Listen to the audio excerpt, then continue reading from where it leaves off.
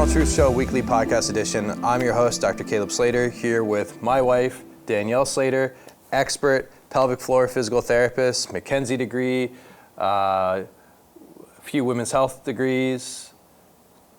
Had a geriatric one. Let that one lapse. Yeah. It is not easy to keep up your degrees. Yeah, which is fine. Well, and you know what? That brings us perfectly to our topic for this week.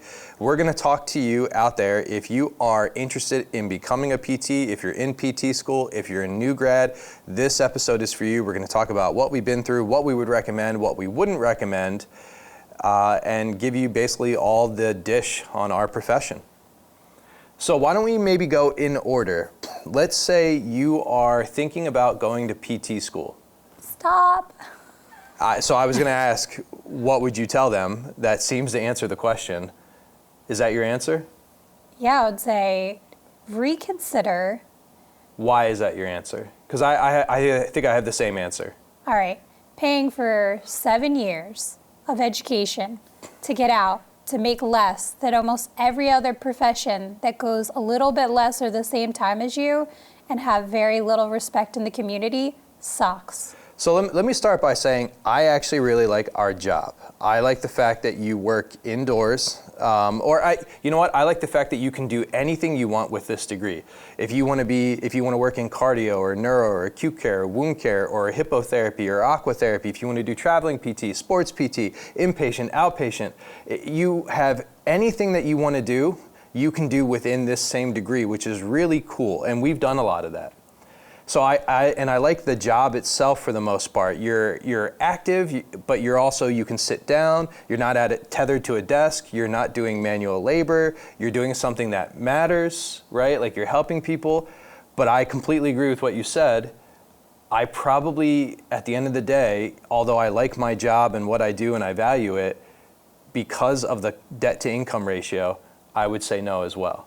And what that looks like for most people is when we changed to a 7-year doctorate, which was somewhere around when we were actually graduating, somewhere around 2008 is where most of the programs had switched over to the doctorate, which means that you have to go for 4 years of undergrad and then 3 years of postgrad doctorate work.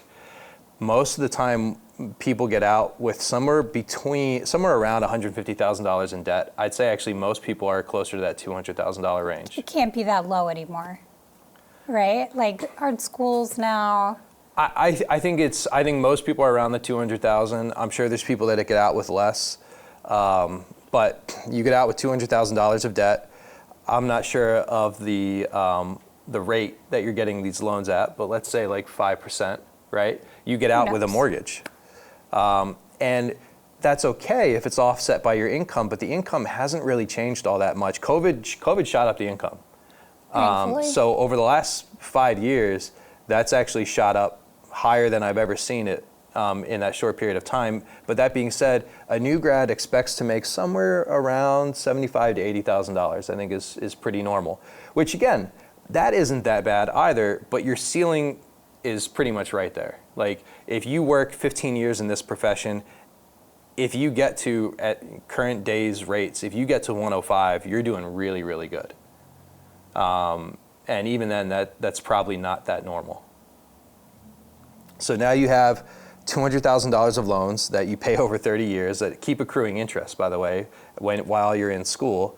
And you're pretty much maxed out with what you're gonna make. So you might, at least at a minimum, you'll probably enjoy what you're doing day to day. And I think you need to know that, right? Like you need to know why you're going in for your job. If you're going in for money, this is not for you, right? The other side of it too is it's not easy work. You know, I said I like what I do and you're active, but that it's active. And some places, depending on what type of treatment they provide or who they're working with, like even outpatient orthopedics, if you're doing a lot of manual work, that's tiring. If you're doing acute care, neuro, stroke, that's tiring too. And that's tiring physically, but it's also tiring mentally. Like you can't just sit there and turn your brain off. You're not doing data entry, you know what I mean? You're doing something that involves a lot of skill, cognitively, and then a decent amount of labor physically. Yeah, I mean, each person is very unique and is not going to respond to the same treatment or... If you'd like an appointment, go to thespinaltruth.com and schedule today. We offer both in-person and telehealth appointments, and unlike the medical system, we look to the root of your problem. We look to find the cause, the why your problem, your symptoms are there in the first place, and we expect quick improvement. We expect improvement in pain, range of motion, or strength in the first visit, and 50% or more improvement in most conditions within 4 to 5 sessions. So if you're tired of being in pain, if you're tired of the medical system and its approach failing you, and you want something different, go to thespinaltruth.com and schedule today. Now let's get back to the show. And a lot of areas can have a lot of complications where, like, you're looking out, now we're seeing patients fortunately, without referrals directly from doctors. I mean, imagine the process where we needed a doctor's script just to be able to see a patient, where they had to wait to go see their doctor, then they had to wait to get an appointment with us. Now, like, we've expressed to our patients, like, the day you have an injury, call us up. But well, that's never the case. We don't get patients, and especially the setting that we're in. We're outpatient orthopedics, by the way. But you typically don't get a patient until they're 3 months in with their symptoms. Unless they know us well. I can remember a patient coming in with, like, wry neck, and immediately right then I was able to help her. And, like, she called the clinic up that day because she had been a previous patient. Sure, but you know why you can remember that patient? Because she's rare. Because she's rare. She's rare. Right. But there's a lot of efficacy that we could do, but with that comes great responsibility, because now we're looking out for all the red flags. Like, are you appropriate to be here? Is there some nefarious thing going on that we need to watch out for? So there's some more pressure. Yeah, and I never minded that, to be honest. And you know, for the first 2 years when we got out, it was like a shock. I remember my very first eval. I did everything that I was taught, right? I did all the dermatomes and myotomes and the reflex testing, and I did all the special testing, and I wrote down all the range of motion measurements and all the strength measurements, and then it took me probably like an hour plus, and then I was like, now what? Like, I didn't know how to treat, basically. You have, like, what do? You have your ideas, you've been through your internships, right? But you realize how little you actually know, practically speaking, and like what you said, how different everybody is. I mean, if you're in outpatient orthopedics, you're treating on any day, you're treating a neck, a foot, 2 knees, 3 backs, a shoulder, an elbow, headache. A headache, dizziness, right? And so you need to be basically an expert in all of those areas. And if you're not confident confident and competent for the patient, they're going to see it. So that's stressful. So it took me, and I tell new grads this, it took about 2 years of going home every single day and looking up any words, diagnoses, medications, symptoms, conditions that I didn't know or I didn't know well enough, until I didn't really have to do that nearly as much anymore, until I felt confident I didn't care what walked through the door. So it took 2 years of doing that every day. That's just for, like, your basic orthopedics. If you want to layer that with other special populations, like, to get proficient, then on top of that at women's health, it's a whole new... Well, and this would probably be talking to the people in PT school right now, and maybe patients out there. You don't realize that, so as I said, you come out with your PT degree and you can use that degree to do all these other fields. Because of that, while you're in school, you get exposed to all of those fields and how they treat and what population they see and how they diagnose and what goes wrong in those populations, blah, blah, blah, right? But that makes you aware of a lot of things, but that makes you proficient in none of them. Oh, you know, I can still remember. We've been out maybe 2 months practicing. I woke up and it felt like my back had gone out. I was pretty young at that time, but also as a new grad. And the things that I did to treat that right now kind of make me laugh. Like, nothing helped it. And I'm a PT. Yeah. Well, all right. It's like, you get out of school, don't be concerned that you feel like you're not super proficient and don't have the answer to things. Yeah, you're not going to be. I do not feel like my education from school helped in the same capacity that some of those classes and credentialing and just asking other practitioners and picking people's brains who are already experienced did. I could have almost done without the school, to be honest. I feel the same way. Unfortunately, that 3 extra years, you probably only needed a year and a half of it. You needed to get your anatomy and physiology down. You needed some internship exposure. You needed to get your modality applications in, Could have done that on the job. Could have done that on site, right? And it's actually better. We can train techs most of the time for that. It's nice to have that understanding of what could go wrong, right? And who you should put this on, who you shouldn't, blah, blah, blah. But yeah, I agree. Unfortunately, the schooling is lackluster in that area and others. And one of them being training you for any type of business acumen, right? I think chiropractors in general, they go through some business training, and that's why you see a lot of chiropractors coming out and starting their own practice. And you're seeing that more and more these days for PTs, but it's still a lot less common, and we don't get any of that exposure in school, or it's rare, or it's minimal. Yeah. Something I was thinking of too is I feel like some of you were talking earlier about there can be some challenges in our profession with it being there's a lot about efficiency to make, because like we were saying, there is a cap on how much we're making, and I think some of it's driven from the insurance industry. Obviously, where yeah. As over the past 17 years, I've seen more and more of a push to work harder and harder and harder as a PT, have less and less time with my patients, document more and more and more. It's all been insurance fueled. Sure. And owning our own practice, the amount that certain insurances had been willing to increase over 10 years is ridiculous. Some of them almost not at all. And maybe a quick pause here. So you just mentioned something. Why should people listening to this podcast trust what we're saying? Each of us have 17 years experience. Each of us have 4 or more advanced certifications beyond our doctorate. We own our own practice that has multiple locations. You helped me author my book that talks about treatment, and what is going wrong in the medical world as well as physical therapy. We have a lot, and during our time, we did traveling physical therapy. We worked with so many. We didn't stick to one specific field. Your specialty in women's health. Settings. We've both done, dizziness and vertigo, vestibular exposure. You've done aquatherapy. You've done hippotherapy, some pediatrics.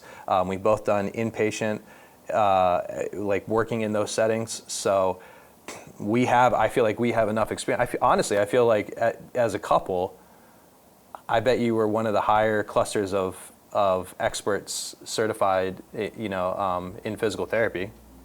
Yeah, I can't say that I've met another couple that. That'd be my guess, right? If you're out there and you're in pain, if you're tired of the current medical system failing you over and over and over again, just giving you answers that numb you, pacify you to your symptoms, and are largely based on medication, injections, and surgery, and you want a different way, maybe even a better way, look for my book, The Spinal Truth, A New World of Medicine. In it, each chapter I talk about a different symptom, different condition, different body part, and how I view it a little bit differently than the current medical system, and how my treatment has helped so many people out there when they've been let down with the typical approach. This is the way I think medicine should be. This is the change in healthcare I think we deserve. So thespinaltruth.com, you can look for my book on Amazon, Kindle, Apple, and on audio. I feel like a lot of the trend that's been negative in our profession has been fueled from the insurance world. But that's medicine in general, though, right? And I'm sure doctors are going through the same thing. A lot of other professions, psychologists, which has caused a need to branch out to not accept insurances, which you're seeing more and is more. Unfortunate for patients, but does allow a PT the time to spend with their patient and not be burnt out, so to speak. I think burnout can be high in our profession. Burnout's very high in our profession. And you see a lot of people switching within the profession, especially away from outpatient. Outpatient is you're treating people that are coming in off the street or from their doctors with your typical back pain, shoulder pain, knee pain, your orthopedic pain, right? But again, it's physically demanding, it's mentally demanding, and typically you have to work a few nights, maybe weekends. And you see people work that area, that field for a few years, And then specifically a lot of times when like women have children, or even when guys have children, they don't want to work nights anymore. They only want to work days, so they go to more of a hospital setting. But it is a fun area. Like, you're helping people get better pretty rapidly. You're interacting with people often even around our age, and it's a fun dynamic. And let me say something that everybody out there is going to hate. A lot of the side areas of our profession, like the acute care, the inpatient, you're a glorified people walker. Home health. Yeah, I know you hate that, but home health. I love doing home health. I know you love doing home health because it was easy. It right? was more chill, right? Well, you're literally standing somebody up. You're like, here, put your feet together and stand there, and I'm going to time you. Or you're like, let's do 10 sit-to-stands. But you're also by yourself, so there's a lot of responsibility to catch things. Some of those people are pretty frail, so you do right, they're need frail, to know. So you're doing seated long arc quads off a chair. And you the know, work was easier. Right. You're not really diagnosing. But they're old and they're weak. Yeah. So every single one of them, the answer is, let's see if we can get you moving. They're more medically fragile. Do you remember working in California where we worked in a really remote area? We treated prisoners, by the way. There were not a lot of physicians around the area. Mm-hmm. There was one tiny hospital, and like we had multiple. Oh, the guy that stroked out on you? Yeah, we had multiple things like that happen. Okay. You had someone seize. Yeah, that was outpatient orthopedics. Yeah. Well, I'm just trying to say that things can happen. You need to be prepared in an emergency situation. But when you're working in inpatient, when you're in a hospital. Sure. Well, I'm saying like you hit the home code health, button things like that can happen. You need to be ready. But obviously things can happen like that in outpatient. Yeah. And at least with home health, like what you said, they're more medically fragile. You were looking out for that left and right. The guy that coded on you, he was on like heat at the end of his treatment, right? He was just sitting there. Yeah. Right. So I know everybody will hate that, and I don't want to trash our profession per se, but I need to call things out when I see them. And a lot of the times you're not used. You know what? Put it this way. I worked at a hospital. It was outpatient orthopedics, but it was in the hospital. And another therapist who I really liked, and I thought she was bright, she wanted to go from inpatient, which inpatient, for the people that are listening, these are the people that they're more long-term care, they're more bedridden, they really can't do a lot, like literally getting them up and walking 500 feet is an accomplishment. Maybe they just had a big surgery, maybe they were just really sick. Yeah, so she wanted to go from inpatient to outpatient. She was thinking about making the change, and she was shadowing me, and I was having her measure a knee with a goniometer, which is like PT 101, basic. I mean, it's one of the easiest. It's a hinge joint. It only moves really in two directions. It's a large goniometer. It's not like a small finger thing, right? And she was fumbling around with it and couldn't do it. So you picture what you lose from school if you don't use this. So if you're not in outpatient orthopedics, you evaluate, you diagnose, you treat, you amend your care. You're treating people that are in chronic pain, not just like weakness and deconditioning. And you come across so many different pathologies and symptoms and conditions. With a lot of the other settings, it's basically just deconditioning frailty. And so in that sense, we really know what you need to do. You need to get up and move. You need to stand up and sit down a bunch. You need to kick your legs out. You need to walk. You need to maybe do it's stairs. really important. I didn't say it's not important. But the level of skill needed is a little bit You're a glorified less. dog walker with humans. Oh, that's awful. Don't say that. All right, so we were initially talking to people that might want to go into PT school. Let's talk to the people that are in PT school, because we pointed out some things that they come out and they are going to not know what to do. What is a way that they can maybe help that? I'd say work for a clinic where you're around multiple expert practitioners. So try to work around people who are already experts in the field. Pick up a lot from that. That's a good answer. Working at a clinic where they're really willing to train. But I have a little bit of a different answer. I think going to a few McKenzie classes. Oh, great answer. When you're in school. So when we were in school, and a lot of other schools, they really shit on McKenzie.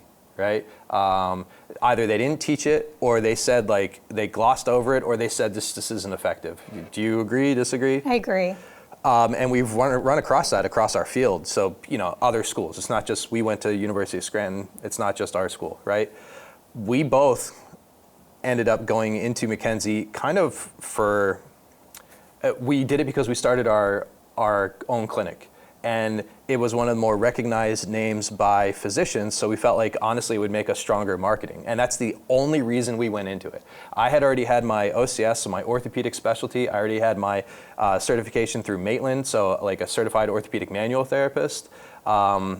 You already had your GCS, your geriatric certified specialty. I already had my WCS, my PRPC. Your women's health and your Herman and Wallace, so 2 pelvic floor certifications. We didn't need McKenzie at all. We weren't even thinking about it except for the fact of marketing. We went into it and we both found it the most linear, effective, applicable form of evaluating and treating patients right there in the moment than we've had in any of our other exposure, probably combined. I was astonished that it was not a part of the educational program. Yeah, and there are flaws in McKenzie, and we've done that podcast, I think. So if you're listening to this, there's some flaws in McKenzie. And that's kind of where my process has come about. But in general, I think McKenzie is one of the best in our field, and it gets shat on. Yeah, it's a shame. But what a lot of people don't know is that when you're in school, I think you can take the first, I don't know if this is still a thing, but you can take the first 2 A and B. I think it is. I remember when I was taking the classes. Yeah, 7 years ago. Okay. Hopefully it's still a thing. You're able to take them while you're in school with a significant reduction in what it costs, right? Oh, I don't know about that. No, I wish you could take them. No, I think it was. But whatever. And if you just do that, I think you're going to be a lot further ahead of your cohorts. So I completely agree with what you said. I wasn't thinking along those lines, but I always recommend that to people. Work in some place where you're working under somebody that has some certification, especially, and not that a certification makes you great at what you do, but it shows that you did spend the time and energy furthering your specific approach. And because what we said, when you go to school, you come out and you know a little bit about everything, but you don't know a lot of anything. So a lot of patients out there, they're working with somebody and they're calling themselves a doctor and stuff like that, right? And you're like, well, yeah, but you don't know anything about orthopedics. Like, you went to school and you did a little bit of orthopedics. It's probably the bulk of the school work, but the bulk meaning like 12%, and you're not a specialist. Work under a specialist, work at a place that they pride themselves in how much they onboard and train and help you grow, and they don't throw a bunch of patients at you too quickly, right? But work towards a certification. And you can start that in school, and a few of the certifications, so honestly, the ones that we mentioned are the ones that I would recommend. You want something specific in your field. So if you are, which one would you want more if you're pelvic floor, your WCS or your PRPC? I like the PRPC. I feel like it was more focused. The WCS has a heavy element of lymphedema, which is not something I'm trained in practicing, so that made that aspect of it pretty challenging. And I like the PRPC is very unique through Herman and Wallace, in that it's, at least at the time that I took it, you instantly knew if you passed or not. There was more flexibility in when you could take it, where you could take it, where, everything through the APTA, you're going to wait 3 months to know if you passed. You're going to have to go to... It was longer. Only one testing center on one day of the year. You're going to have to sign up 9 months ahead of time. You're going to have to pay a ridiculous amount. It's just the whole process is Do you know what they charge now for? We did the studying on our own. Now they offer, help me out, what's it called? Residencies. Oh. Where they charge you about 20 grand. No, is that right? Yeah. You have to pay? Because you're working. So you're working, but you also have to leave work at times, and you pay about 20 grand over the course of 1 to 2 years. I forget what it is. You're getting paid, right, too? No, well, you're getting paid if you work at a clinic. We've had people at our clinic go through residencies. No, I didn't think I realized that. About 15 grand, 15-ish, maybe 20 grand that you're paying to have the school teach you, basically for the test. and now you become a certified specialist. So is there like 11 certified specialties? There's cardiac, there's women's health, there's orthopedics, sports, neuro, electro, physiology. whatever. There's X amount of certified specialists in our field. We have 2 of them. Or you had actually 2. I had 1. Ooh. But that school will charge you for it. I would say study on your own. And you know yourself, right? Like, well, are you around practitioners that can help provide enlightenment and counseling? I think the residency program is nice, but you just got out with 20 grand in debt, and now you want to spend and here at the end here's the thing. At the end of the day, you're going to go through all this work. You're going to take this test. How much more are you going to get paid? I don't think you are. That's the answer. Well, most places aren't able to. Right. I'm not blaming the places, but blaming the insurance let's say you make $85,000 and you go through 2 years of this training. You have to pay to take the test. You have to pay if you do the residency program. So let's say you pay anywhere from, the test is about $2,000, I think, I don't know. somewhere around there, or $20,000. You're going to spend that time and money, and you're going to get none of it back, which is frustrating because we should be encouraging these people to get certifications, to become better in their field, but we don't. And not only that, in 10 years, throughout the 10 years, you have to do all this recertification crap. Oh yeah. Which is awful, and they make it awful. They make it so convoluted, so difficult, and you have to pay for it. You have to pay for it. And you get no. That's why I let the geriatric money. one I know. lapse. I hated that you did it, but I understood why. I like the fact that we have all those letters, and you know what? It's something. It's prideful, a lot of pride, right? Yeah. and there was a lot of work that went into that. And at that point in time, I was treating a lot of geriatric patients and valued that. But all right, well then here's another one of my answers so I asked you which certifications, and I have OCS, COMT, McKenzie, and my fellowship. Probably all totaled costs somewhere around 50 grand to get, right? Between traveling and the fellowship itself was like 25,000. Out of all those, it's really my McKenzie first, and then the COMT, the Maitland. The OCS, it's more didactic, it's more informational. It helps you speak the language, it helps you speak to physicians, it helps you understand the surgical approaches to it, some of the other approaches to it, but it doesn't necessarily help you treat any better. And I think that's kind of your answer with the WCS, right? Because the Herman and Wallace, there was hands-on. No? I thought in the courses, I thought the rectal and don't they teach hands-on? well, so does the WCS in their course preparation through the APTA. Oh, all right. There's hands-on lab, but you don't have to do that as a part of your test. No. You don't I didn't have say to, as a it's not. test. In going All through. classes had the hands-on portion. I mean, the OCS didn't. Nor did the GCS. All right, you're talking about classes versus a test. I'm just talking about the learning process, learning and test combined. The whole process of obtaining an OCS versus obtaining Sure, if I went to geriatric courses, there'd be hands-on components. Like I go to an osteoporotic course. Yeah, I understand about that, but that's not part of obtaining the certification. Often it is taking the courses about that certification to get better knowledge in it. All right, fine. Would you disagree that it's primarily educational and not practical? For what? For the OCS, the WCS. I think the biggest thing is in the McKenzie, you do have to perform a hands-on portion where I didn't for the others. Let me simplify my answer then. I would recommend McKenzie over anything, and then I'd recommend some form of Maitland courses. They really do a good job with manual treatment.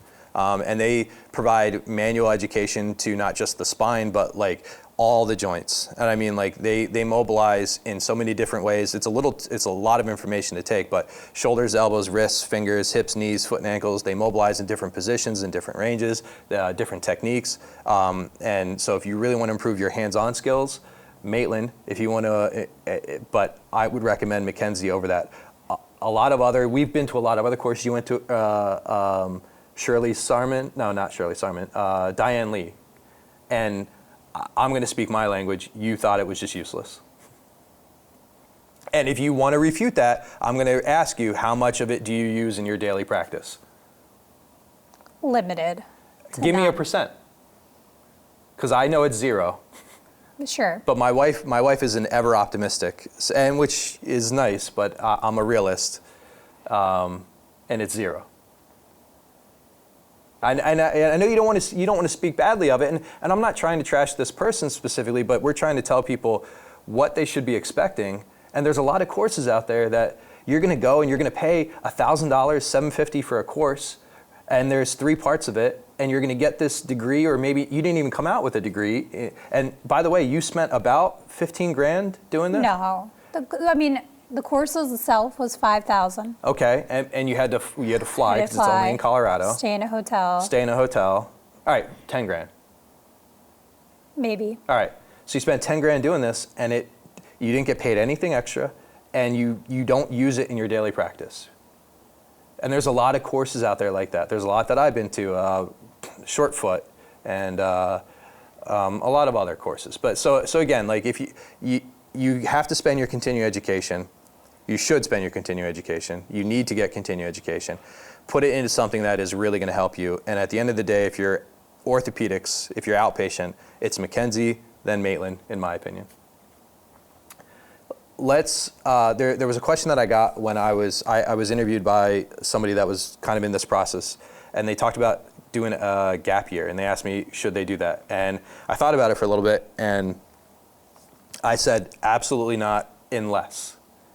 If you're unsure that you want to be a PT, then I think a gap year is great, because you should work at a PT clinic for that year. You should be exposed to it. You should find out more information about it before you make this. The next 3 years are post-grad, so you don't get funding, right? Federal funding. So you're paying probably somewhere around 35 to 50 grand a year for this. So before you spend 90 to 150 grand, you should make that decision. If you're truly just burnt out and you need a year, I think that's okay. But a lot of people do it to make money for a short period of time. And I think that's, again, I'm going to use my language, dumb, because you're trading a year of making 80 grand for a year of, at max, you're probably making at max, for whatever you're doing, you're probably making $20 an hour. And that, I'm probably being pretty generous here. So if you work 40 hours a week doing that, you're making 40 grand. So you're trading 80 grand for 40 grand. That just doesn't make sense to me. Yeah, I agree with what you said. And once you're out, after you've had a little experience, I recommend the travel therapy. Yeah, and I do too. Obviously not everybody's gonna be able to do it. It was nice that we were a couple, so like we weren't, I don't know about traveling by myself, that's not my style. We met people that were, you're away from your friends and family, so we were able to do it together. We didn't have any kids at the time.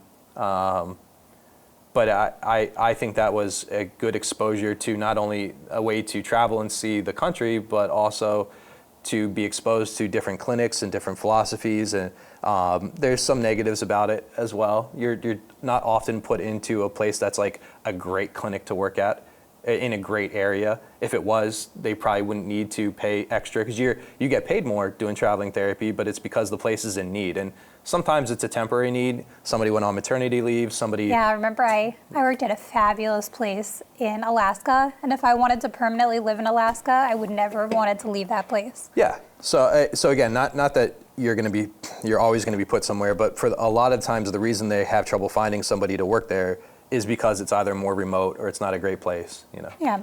But I'd still recommend it. All right, so that's talking to the people that are thinking about going into PT school, the people that are in PT school. How about the people that just got out? I think our advice to... Still stands? Yeah, it still stands the same. I don't know if there's anything major to change. You know what? One thing I will say, I've seen a lot where people switch professions.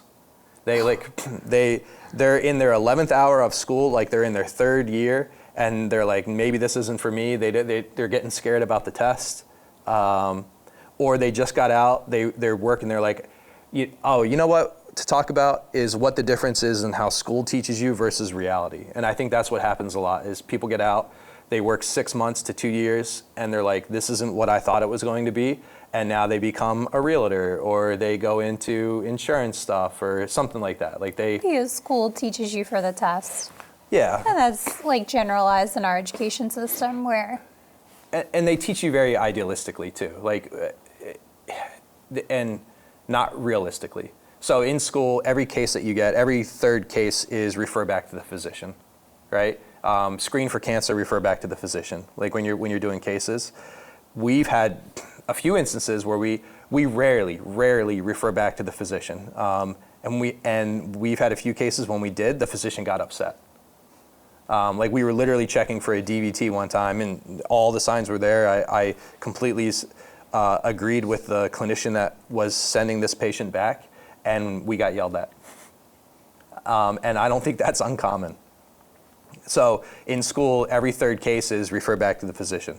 That's almost never the case. In school, every case is, if they're not better within 6 visits, you failed and you need to send something Oh my back. goodness, to get a patient better in 6 visits who's been dealing with something for 10 years and has pain in their entire body, please. Yeah, it's been 10 years. They've been to 6 different specialists. They've had 2 surgeries.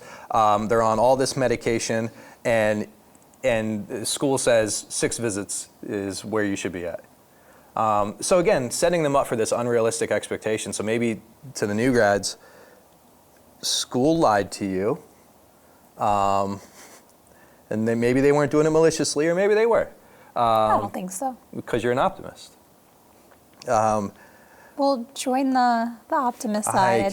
It's much nicer here. I would love to. It's lovely. I would turn that optimist switch on in a second, but I am extremely pragmatic, and it sucks. Yeah, it does.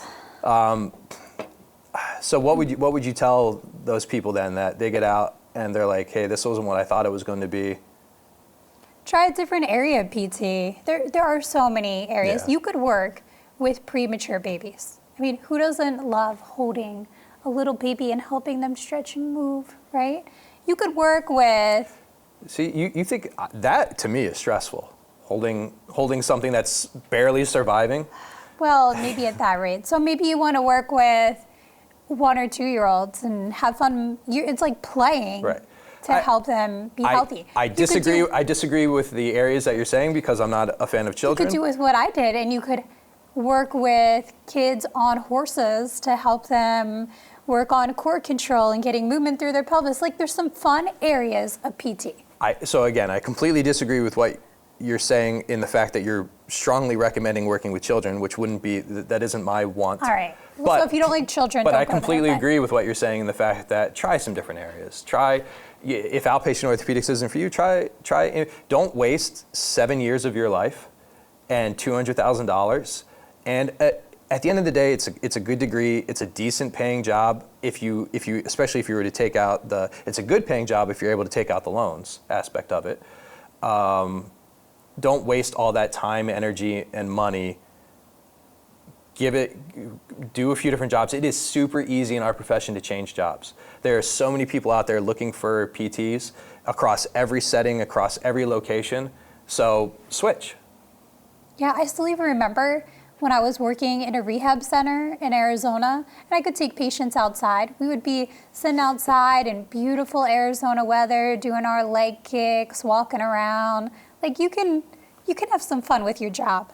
It doesn't have to be mundane and boring. And would you say that was very skilled?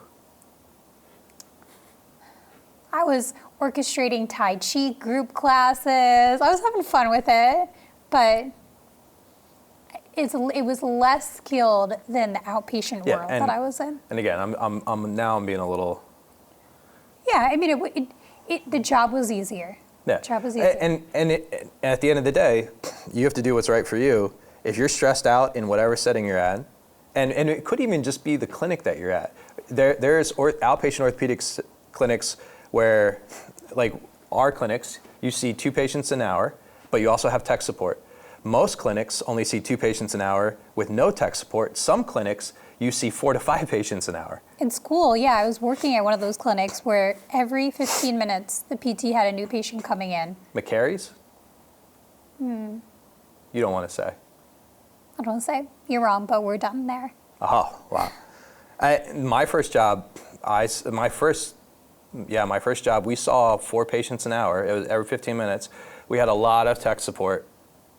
You worked in a beautiful clinic Beautiful too. clinic. Wow. But A lot of smart people around you. I love the people around me. I just disagreed with I understand it. I understand why. Especially as a business owner, you get it. And I will say they did it the way they did it because you were kind of conveyor belt type, and not in a bad way, or assembly line, I should say, where the PTs treated, and then they went out to the gym, and there was a PTA there with them in the gym, and then we also had an aquatic setting, and there was a PT in the pool. So like there was somebody with them at all times, but your specific chunk of time with them was 15 minutes. And Wasn't easy. I disagree with that, but I understood it, and they did it better than any place that I've been at a place where that wasn't the case. It was 4 to 5 an hour, and you had a bunch of techs, but you were barely around your patient, and most of the time the patient doesn't know who their therapist is, and we've seen that a ton. So the point is that there's different clinics out there, even within the same setting, but there's so many different settings that you can choose from. Don't throw it away. Give it a little bit more time.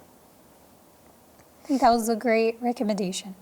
All right, so that is that the end? Anything else to talk about? No. So that is physical therapy in a nutshell. If you have any other questions, you can reach out to us at info@thespinaltruth.com. We are on TikTok and Instagram and YouTube and Facebook and a whole bunch of stuff. Maybe you're seeing this on Spotify. Yeah, that's it. See you next week.